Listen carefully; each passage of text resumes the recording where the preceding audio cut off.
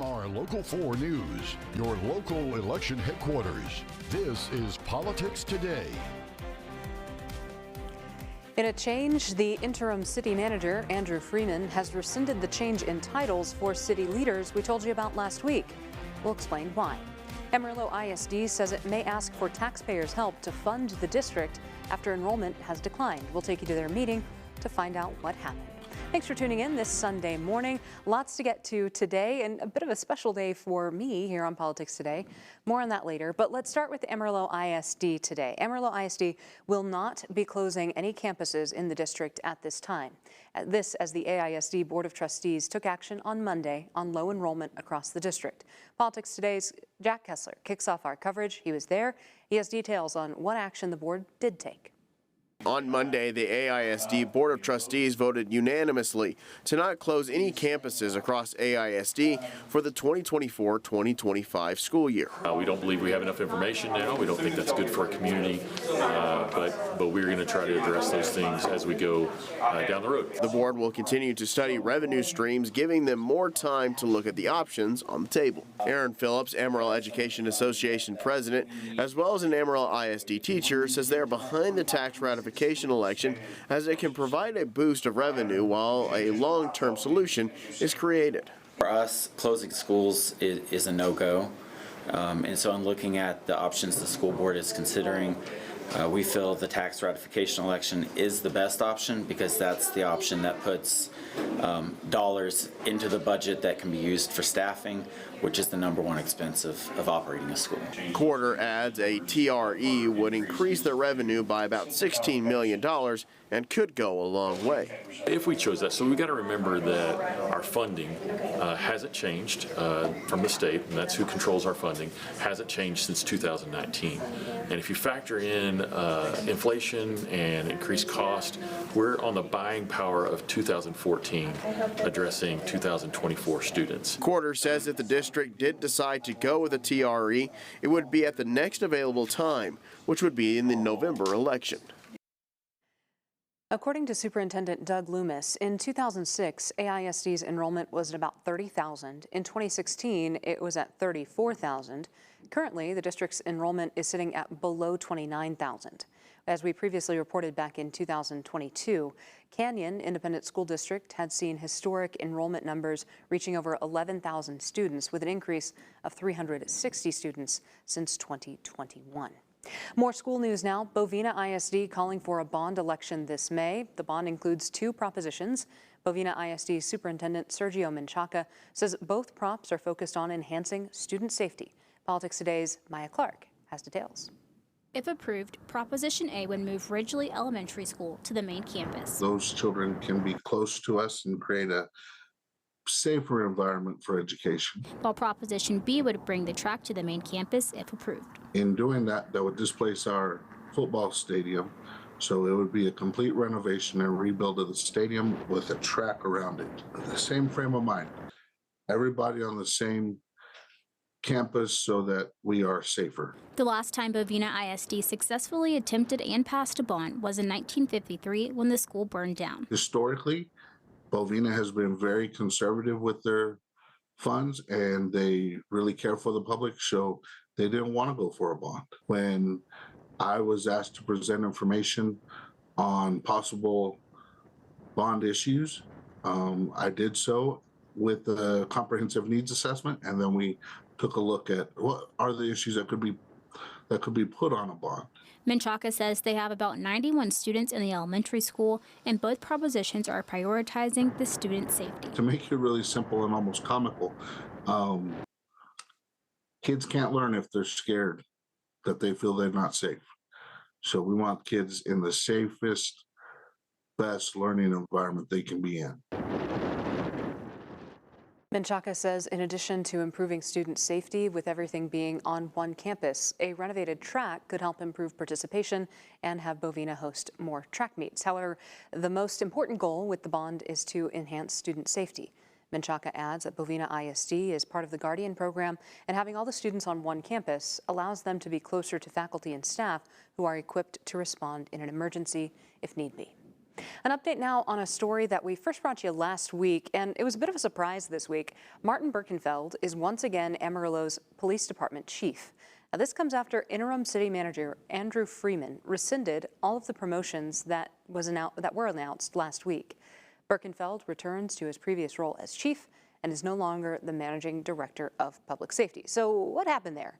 Well, in regard to those rescinded changes, interim city manager Freeman again says the city council was not given the opportunity to advise and consider consent on those changes. So the council is expected to discuss Freeman's organizational proposal during this week's meeting on Tuesday. We will have full coverage for you on that. Also, at this week's City Council meeting, they'll be busy. The application process and inspections of massage establishments that were supposed to begin March 1st, we also previously reported on them on this show, have been delayed. Officials with the Amarillo City Council say they are doing that to have more time to receive feedback from the community and to answer questions. They'll discuss the potential revisions to the massage establishment ordinance at their regular City Council meeting on Tuesday.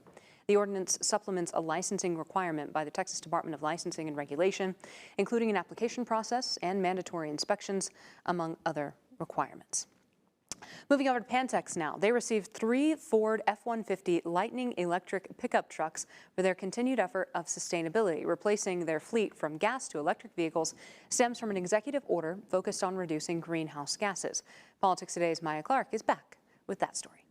Pantex sustainability lead Alicia Barley says Pantex is on a mission to reduce greenhouse gas and replace and exchange their gas fleet to electric. It'll be a multi-year project. Like last year, we replaced 16 vehicles. And so it just depends on the year, the age of the vehicle, how many miles it has on it, with how many we replace in a year. In addition to adding electric vehicles to their fleet, Pantex was also tasked with having the proper charging stations. Right now, I think this will assist a lot, especially for sustainability efforts that our site strives to maintain. We try to run an environmentally friendly site, and I believe this will definitely assist in getting us in the right direction. In addition to electric vehicles, Pantex tracks and works to reduce water and energy usage, and according to Barley, has the largest government-owned wind farm. We are the biggest renewable energy producers in the NNSA, so it produces between 50 and 60% of our electricity on a daily basis. Barley says with Pantex being one of the largest employers in Amarillo, it's important to lead by example, following the DOE's guidelines for sustainability. It is a big initiative right now, and it has been for the last 20 years, to lead by example, to reduce greenhouse gas and do our best to reduce the footprint and to leave the earth better than what we found it. Lewis and Barley say they are still working to exchange light-duty vehicles and will work toward replacing medium and heavy-duty vehicles as technology allows. Barley says Pantex recycles tons of material each year and has an established sustainable acquisition program. She adds they buy green whenever they can. A potential purchase for Homeless Heroes of Amarillo is looking to help the nonprofit with their mission of aiding area homeless veterans. Politics Today's Jack Kessler has details on how that nonprofit is hoping to transform a motel into something more. Homeless Heroes of Amarillo is currently under contract to purchase the Astro Motel. We turned it in from a motel into housing for our homeless veterans. So we shifted from the tiny home aspect, and we pivoted and we found this, and we think this is going to be perfect for many reasons, including the location being directly across from the VA. Bellflower says the location is perfect as the motel is located right across from the Thomas E. Creek VA Medical Center. And she says once veterans are housed, they will provide them with resources. Obviously with the VA so close, they have medical and stuff right there too, but our goal is to also bring resources to them, whether it be counseling services, financial education, a variety of different things that not only just help put a roof over their head, but help them to the next step of their life. Potter County Judge Nancy Tanner says it makes her proud to know there is a concerted effort to help the unhoused population in the city. I think it means that we all work together like we should be working together to help those who cannot help themselves. Bellflower adds they are looking to close on the property end of April, 1st of May. Once they close on the property, they'll enter a 3-phase rehab. Bellflower says the motel has 20 units, but they have to conform to HUD guidelines. They need to be a true 1-bedroom, 1-bath property with a kitchen and all the good things. So we are going to have to expand some of the units. So by the time we're done, instead of a 20-unit motel, we're looking at 12 to 14 kind of complex. According to Bellflower, Homeless Heroes of Amarillo will need $500,000 to be able to close on the Astro Motel properly. Bellflower says you can help the project by donating and spreading the word. She says they'll be hosting their Summer Bash fundraiser event on July 14th. Bellflower says from resources and organizations that they've spoken with in our community, they say they would be able to fill up the rooms immediately. Well, Texas Governor Greg Abbott in Amarillo once again supporting the candidates that he's endorsed in this primary election. We'll take you to his latest event coming up. Also, this primary election has drawn record-breaking numbers of voters to the polls for early voting. We'll check in on voter turnout in Potter and Randall counties. I'm Jackie Kingston. You're watching Politics Today from your local election headquarters.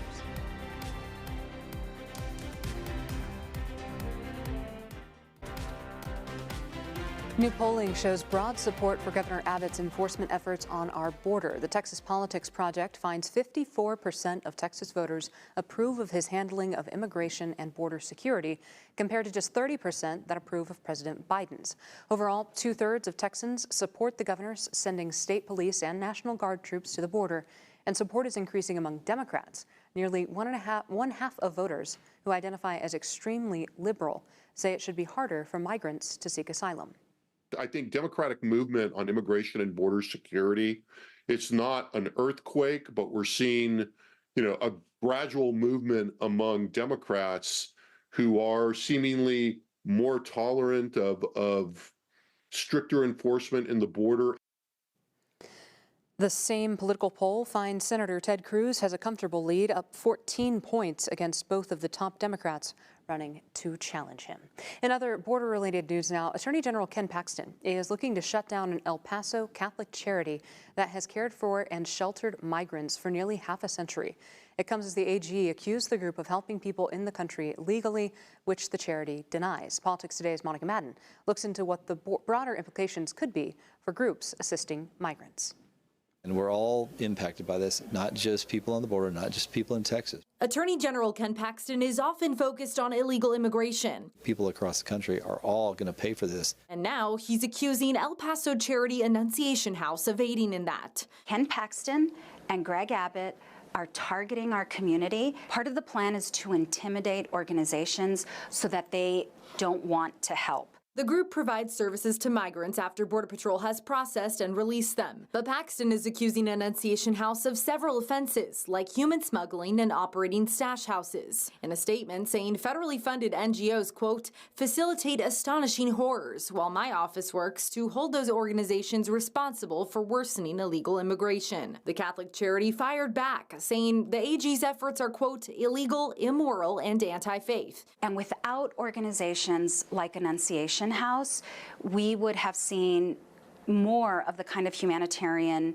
crisis that we have seen in the past with people sleeping on the streets. NGOs actually provide significant transportation and logistic support for Border Patrol, and without that coordination, it will have spillover effects to the cities and the state. Immigration experts say if the AG's lawsuit is successful, it could have broader implications on similar NGOs and worsen the humanitarian crisis in border communities. NGOs likely will take this action as a way to reduce how they operate, but in the long term, those cities are going to depend and likely going to need the state to step in. Late Wednesday night, an El Paso District Court gave Annunciation House an extension until March 7th so it can continue its operations for now. Empowering voters and supporting democracy. Coming up next on Politics Today, we're finding out more about the League of Women Voters.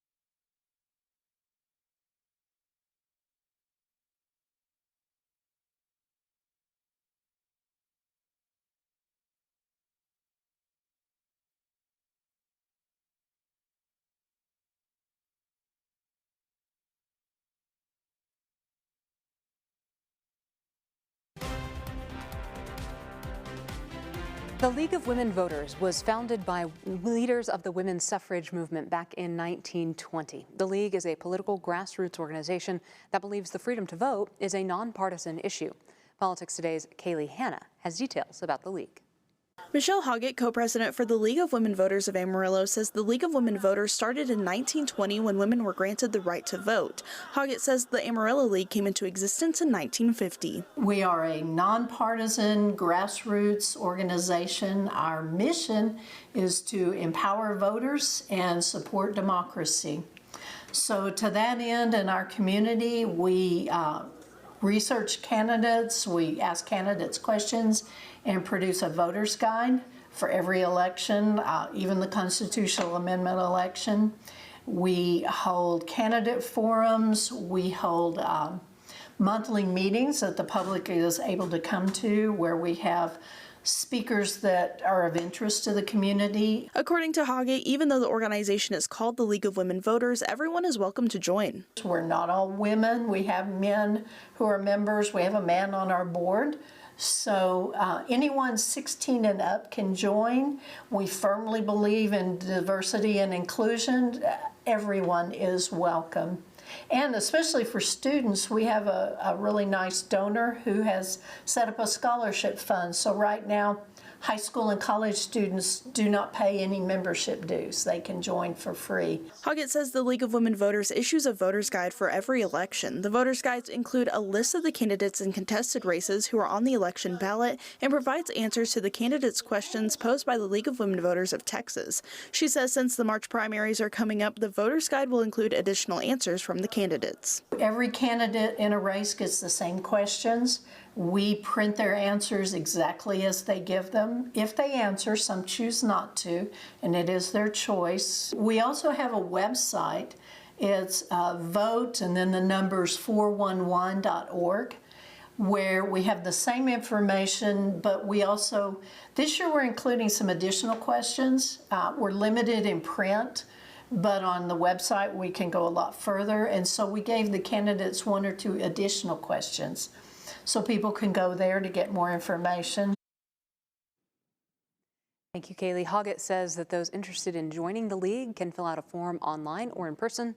She says the organization's dues are $65 annually or $97 per household. For more information about the League of Women Voters Amarillo and a full list of polling locations for Potter and Randall County, you can go to our website right now, myhighplains.com. We'll wrap things up on Politics Today right after this.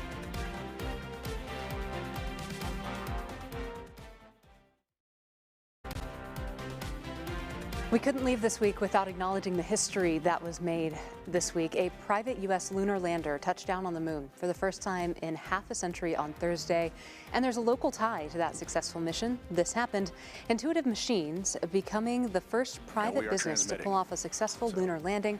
Their vice president is Trent Martin. He's a Dumas High School graduate. The lander is named Odysseus. It reached the moon on Thursday, 6 days after it launched from Florida's Kennedy Space Center. The mission is part of NASA's attempts to commercialize lunar deliveries before the planned return of astronauts in a few years. Odysseus's landing didn't come without drama. The lander's contact with Mission Control in Houston was cut out, but later restored with a weak signal. Finally, today, from some history to me being history, this is my last Politics Today. And I just wanted to say thank you to our viewers. I know many of you watch every week, and we are so grateful for that. I have loved this show since it started in 2015. Thank you to my collaborator and producer, Devin Singleton, and all of our production staff who work really hard to make this show happen every week. Thanks for watching. See you around.